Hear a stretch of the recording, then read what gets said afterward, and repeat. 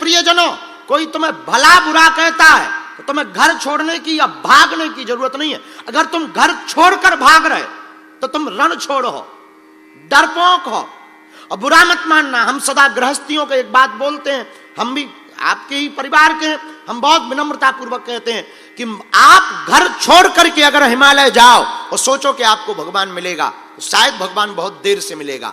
महान वो नहीं है जो घर छोड़कर हिमालय जाए, महान तो वो है जो घर में ही हिमालय प्रकट कर दे।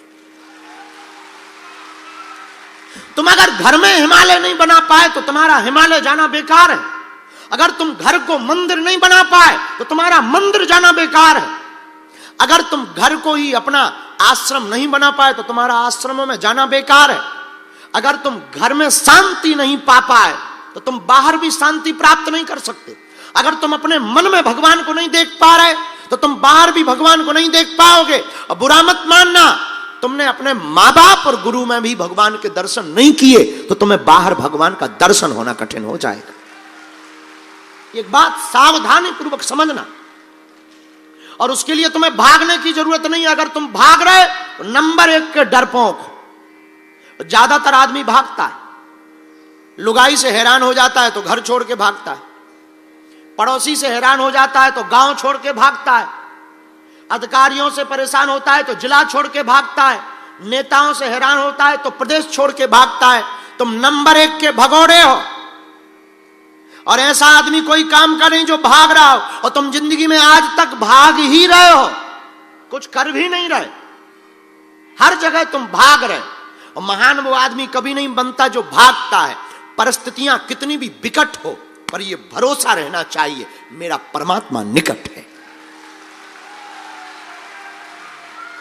हमने माना कि मेरी स्थितियां और परिस्थितियां विकट हैं, पर मैं मुस्कुरा रहा हूं क्योंकि मेरा हनुमान मेरे निकट है।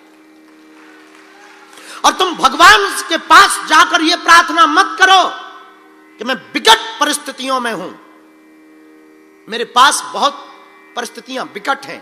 तुम परिस्थितियों के पास जाकर कहो मैं हनुमान के निकट हूं। आने दो, स्वागत करो परिस्थितियों का, मुस्कुराओ। कोई तुम्हें गाली बक रहा है और उसको चिढ़ाओ। हमारी एक आदत है, कोई हमसे जलता है, हम अपना और जलवा बरकरार रखते हैं। भाड़ में गया, अगर कोई जल ही रहा है तो जलने दो। उसकी जलन को बनाए रखने के लिए अगर हमें खर्चा भी करना पड़े तो हम खर्चा करते हैं। भाड़ में गए। हमारे गांव के बगल में एक बहुत पुरानी बात है, एक गांव के बगल में एक रहते थे हमारे टाइप के, बड़ा जलते थे हमसे। हम भी इतने उल्लू आदमी, उनके गांव में रोज चाय पीने ही जाते थे, कोई काम नहीं। 8-10 गाड़ी ली, 4-6 महात्मा लिए, 10-20 चेले लिए, और बस उसके ही दरवाजे के बाहर हमने चेला बना रखा था। हमारे घर आओ, लेकिन हम अक्सर उसके ही सामने वाले घर में जाते थे कि नहीं, हमको तो इसी के साथ एक ही घर जाना है। तो अगर कोई तुम्हें गाली बक रहा है तो परेशान मत हो। मेरे पागलों, एक सूत्र और तुम घर लेकर के जाना, शायद संगम से तुम कुछ लेकर के जाओगे। अगर तुम्हें कोई गाली बक रहा है तो तुम परेशान मत हो। अच्छा एक बात बताओ, तुम्हें कुत्ता काट ले तो क्या तुम कुत्ते को काटोगे? तुम्हें कुत्ता ने काट लिया, तुम इंजेक्शन लगवाओ भैया, उस गली में दोबारा मत जाना। अब तुम कुत्ता को काट तो सकते नहीं हो। तुम्हें मच्छर काट ले तो क्या तुम मच्छर से सॉरी बुलवाओगे?